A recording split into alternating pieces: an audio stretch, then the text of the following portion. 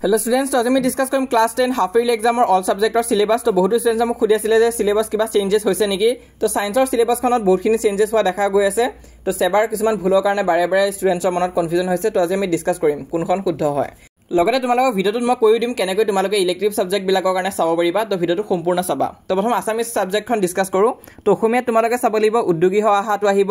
আৰু ভাৰতীয় সংস্কৃতি চেপ্টাৰটো আহিব এই দুটা চেপ্টাৰ তোমালোকৰ হাফ ইয়াৰলি এক্সামত আহিব কিন্তু অসমৰ জনগোষ্ঠী গাঁথনি আৰু সংস্কৃতি এই চেপ্টাৰটো কিন্তু টিক দিয়া হোৱা নাই তো হেতু কাৰণে এটো তোমালোকৰ হাফ ইয়াৰলি এক্সামত নাহে নেক্সট তোমালোকৰ আহিব ইন্টাৰনেটৰ তিতা মিঠা আৰু অৰুণিমা সিংহা তাৰ উপৰি অৰণ্য যাত্ৰা চেপ্টাৰটো তোমালোকৰ হাফ ইয়াৰলি এক্সামত আহিব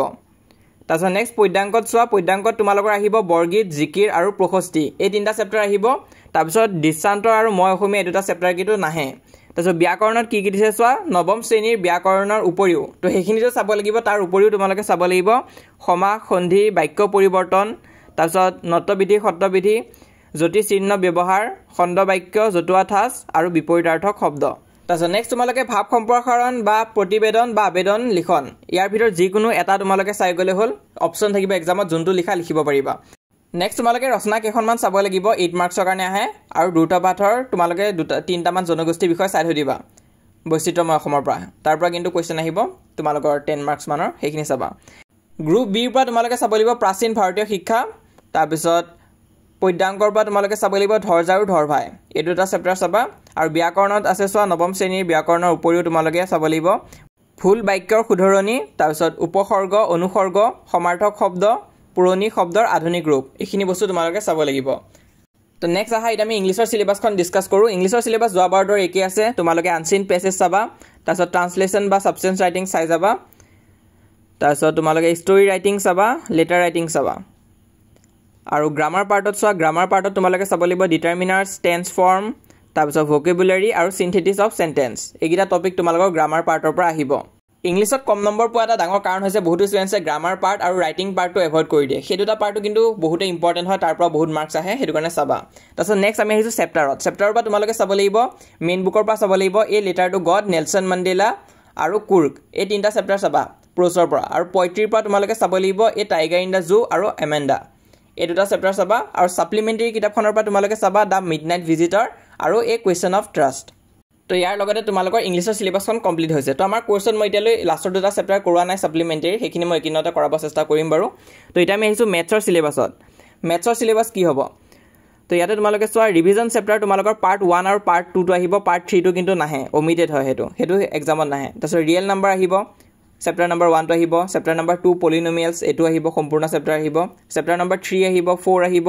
কিন্তু 5 নম্বৰ চেপ্টাৰটো নাহে তোমালোকৰ এক্সামত হাফ ইয়াৰলি এক্সামত নাহে মেট্ৰিকত আহিব 6 নম্বৰটো তোমালোকৰ এক্সাৰসাইজ 6.3 লৈ আহিব তাৰ পিছৰখিনি কিন্তু নাহে হেখিনি লৈ চাবা আৰু শেষত তোমালোকে চেপ্টাৰ নম্বৰ 7 আহিব আৰু চেপ্টাৰ নম্বৰ 8 ট্ৰিগোনোমেট্ৰি এটো আহিব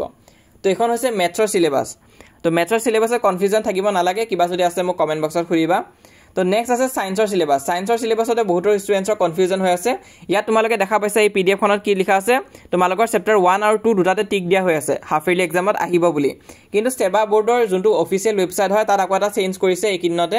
তো একিদিন যদি তোমালোকে গৈফালে সিলেবাসৰ পিডিএফ টোত সোৱা তেনেহলে দেখিবা চেপ্টাৰ নম্বৰ 1 ত টিক আছে কিন্তু চেপ্টাৰ নম্বৰ 2 টিক দিয়া হোৱা নাই মানে কোৱা হৈছে যে চেপ্টাৰ নম্বৰ 2 টো তোমালোকৰ হাফ ইয়াৰলি এক্সামত নাহে তো হেতু এটা ভাল খবৰ বুলি যদিও ধৰিব পাৰা তোমালোকে আৰু এটা খবৰ এটা আছে যে সোৱা তোমালোকে চেপ্টাৰ নম্বৰ 8 টো হেতু হাফ ইয়াৰলি এক্সামত নাহে কিন্তু তোমালোকৰ মেট্ৰিক পৰীক্ষাত আকৌ ইয়াত দেখুৱা আছে সেবাই বহুতবাৰ চেঞ্জেস কৰিছে এবাৰ হেতু কাটি দিয়া বুলি দেখাই থৈ দিছিলে ৱেবসাইটত এতিয়া আকৌ হেতু আহিব বুলি দেখাই থৈ দিছে তো এই ইস্যুটো ৰিলেটেড মই এটা সেপাৰেট ভিডিও বনাম তো আজি এই ভিডিওটো যেহেতু হাফ ইয়াৰলি এক্সামৰ সিলেবাস হয় তো তোমালোকে চাবা চেপ্টাৰ নম্বৰ 1 5 টো চাবা 5 নম্বৰ আহিব 6 7 চাবা 8 নম্বৰ চেপ্টাৰটো নাহে তাৰছত চেপ্টাৰ নম্বৰ 9 10 আৰু 11 টো আহিব বহুতে খুদি আছে যে চেপ্টাৰ নম্বৰ 12 ইলেক্ট্ৰিচিটি আহিব নেকি তো হেতু চেপ্টাৰ তোমালোকৰ হাফ ইয়াৰলি এক্সামত নাহে আৰু লাষ্টত তোমালোকৰ চেপ্টাৰ নম্বৰ 14 টো আহিব সোৰ্সেছ অফ এনাৰ্জি চেপ্টাৰ নম্বৰ 1 টো চাবা 5 চাবা 6 চাবা 7 চাবা তাৰপিছত 8 টো নাহে বাৰু 9 চাবা 10 আৰু 11 আৰু তাৰপিছত 14 নম্বৰটো চাবা তাৰ উপৰি বহুত ষ্টুডেন্টৰ যদি ডাউট আছে যে সেকেন্ড নম্বৰ চেপ্টাৰটো আহিব নেকি কেমিষ্ট্ৰি তো হেতু তোমালোকে নিজৰ স্কুলৰ টিচাৰক খুদি চাব লাগিব কাৰণ তোমালোকে যেহেতু সকলোৱে বেলেগ বেলেগ ডিস্ট্ৰিক্টৰ হয় কিছুমান ডিস্ট্ৰিক্টত হয়তো এডু কৰি দিব পাৰে তো হেতু কাৰণে স্কুলৰ টিচাৰক খুদি চাবা সায়েন্স টিচাৰক হলেও যোনখন সেবাৰ মতে দিয়া হৈছে তাৰ মতে কিন্তু আহিব নালাগে তো এটা আমি লাষ্ট চাম সোশ্যাল সায়েন্সৰ সিলেবাস তো ইয়াতে তোমালোকে সোৱা হিষ্টৰী জিওগ্ৰাফি আৰু পলিটিক্যাল পাৰ্ট আছে তো হিষ্টৰীত তোমালোকে সোৱা চেপ্টাৰ নম্বৰ 1 টো আহিব পাৰ্টিশন অফ বেংগল এণ্ড স্বদেশী মুভমেন্ট টো আহিব তাৰপিছত চেপ্টাৰ নম্বৰ 2 টো আহিব ৰাইজ অফ গান্ধী এৰা আৰু চেপ্টাৰ নম্বৰ 3 টো আহিব আসাম এন্টি ব্ৰিটিছ আপৰাইজিং তো প্ৰথম তিনটা চেপ্টাৰ তোমালোকে চাব লাগিব হিষ্টৰী পাৰ্টৰ পৰা আৰু তাৰপিছত জিওগ্ৰাফি পাৰ্টৰ পৰা তোমালোকে চাব লাগিব chapter number 1 economic geography chapter number 2 environment and environmental problems geography পাৰ্টৰ প্ৰথম দুটা চেপ্টাৰ আহিব হিষ্টৰীৰ প্ৰথম তিনটা জিওগ্ৰাফিৰ প্ৰথম দুটা পলিটিকেলৰ প্ৰথম চেপ্টাৰটো আহিব ইণ্ডিয়ান ডেমক্ৰেসি আৰু ইকোনমিকৰ প্ৰথম চেপ্টাৰটো আহিব মানি এণ্ড বেংকিং তো এখন হৈছিল তোমালোকৰ অল টোটেল সিলেবাস তো ইলেক্টিভ সিলেবাসখন মই দিয়া নাই মই কিনতে দি দিম তোমালোকক গ্ৰুপতে